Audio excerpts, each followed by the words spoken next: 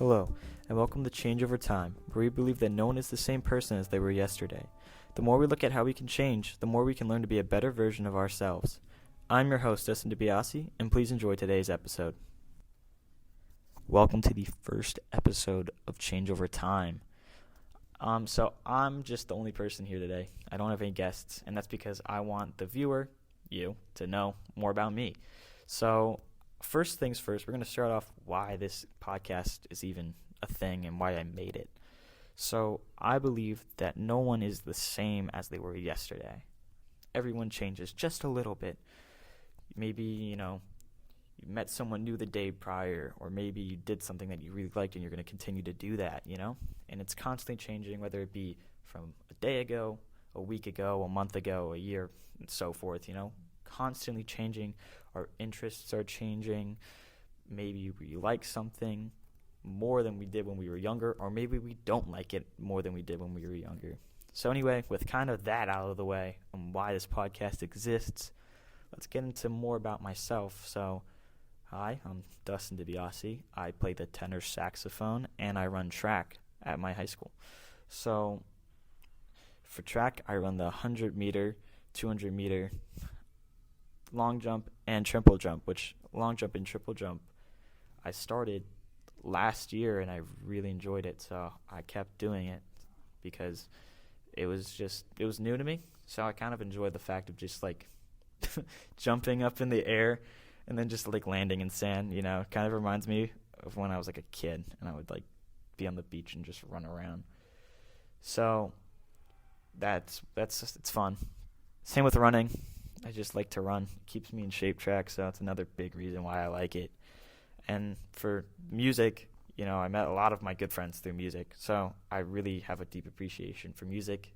I take lessons for the saxophone, so, each day I can get better by practicing what my teacher told me to do, and then next week I meet up with them, and it's like, I did this, I did that, and it's all good times.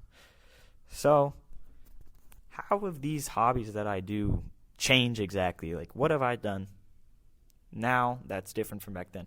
Well, for music, I desperately hated it because I played clarinet. I didn't like the instrument, and I never enjoyed it. I really did not like the idea of going to band class each day because I couldn't play the notes right. I didn't really know how to play the clarinet. I didn't know the fingering, so I didn't even know what I was playing half the time. So my appreciation for music was very, very low. But then during marching band, I met a lot of people that made me like it. And then one of my friends, Eric, was like, you should switch to tenor saxophone. I'm like, sure, why not? And then here I am now playing the tenor, marching band. Last year I played it in jazz band. It's so much better. And I have such a better appreciation for music and just jazz and the arts in general, because now I can actually connect to it because I got off that stupid clarinet. And then for track, it kind of started as I wasn't going to do a sport, and then my friend Kyle was like, you should do track. I'm like, okay. I was going to do it in the winter to start off, but then I got injured. I fractured my collarbone skiing, so kind of prevented me from doing what I wanted to do. Then I had to wait hella long just to even, do track. But yeah, I did it that spring. I really enjoyed it. It sucked though because I cramped so much. I cramped a lot because I wasn't properly hydrated and I didn't get enough sleep. For sports, you need to get sleep or it sucks horribly bad. So most of freshman year was just me cramping up. But, during the events I did good. I ran good times for a freshman. And then sophomore year, I got even faster. And I'm going to be honest, I didn't really train to get faster. I just kind of got faster, which was a little bit weird. So that's kind of how that went down. But at least, the times improved. And then obviously, as I said before, I did long jump and triple jump, which was really fun for me.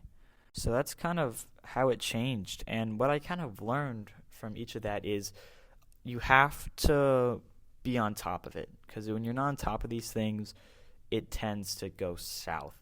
When I don't practice constantly, when I come back, I don't play as good, and it sounds kind of crappy.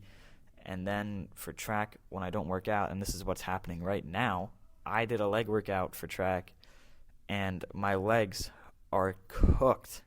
I can barely walk right now as I'm recording this. I can barely run. I can't even run. Correction. But like 2 days ago, I tried running, and I fell because my legs couldn't support my weight because of how exhausted they are from the workout I did. So it just goes to show when you're not on top of these things, they kind of go south.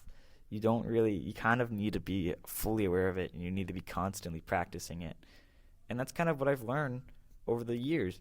Like for saxophone, back then, I just kind of practiced whenever. And, I think over the summer, actually, I had a good practice schedule. I'd practice the moment I woke up. So it'd be wake up, boom, practice, do everything. Put it away, and then just enjoy the rest of my day. But for track, it's 6 days a week. It's Monday through Saturday. That's our practice schedule. That was good enough repetition for me where I didn't need to do anything outside of track.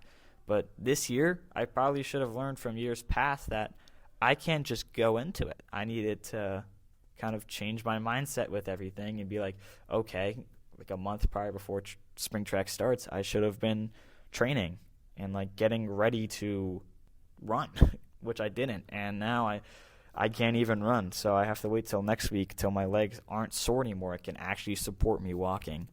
So it's a little funny. So anyway, that's kind of been my change over time.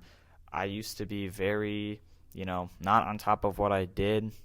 And this year, kind of the same. I'm not very on top of what I do, but that's why the people I'm going to interview next are people who constantly are working on this stuff, people who are constantly at it. So you can kind of understand from them what it's like to have a good work ethic and work hard to get what you want to achieve. So with all that out of the way, we're going to end this podcast the same way every time for every episode I will do in the future, with the 5 questions that I've selected. It's always going to be the same 5 questions, by the way. So the first question is, what sound or noise do I love? It's kind of hard to answer off the top of my head, but I guess like those fidget toys, like I guess the Poppets. Like I remember I really liked that sound when I was a kid. What sound or noises do you hate?